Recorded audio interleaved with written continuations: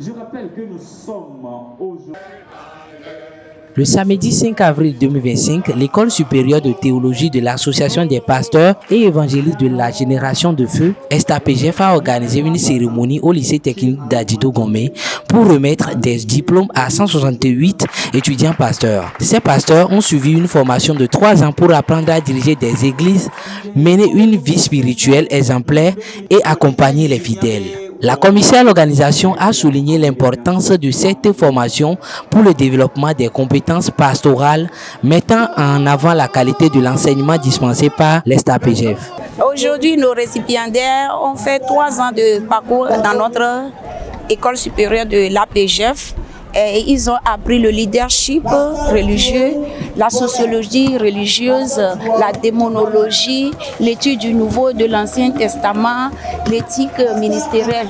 Ce ne sont pas des laïcs qui sont venus, c'était des pasteurs qui avaient déjà leur église. Donc on les a appelés pour le recyclage, pour une formation solide, parce que sur le terrain maintenant on voit plus d'erreurs et beaucoup d'enseignements qui ne sont pas bibliques. Donc c'est ça d'abord l'objectif de l'école. Ça là c'est la première promotion. L'école ça continue. Donc la prochaine rentrée ce sera le 23 juin 2025 avec une pré-rentrée le 16 juin 2024. Donc les inscriptions ont déjà commencé.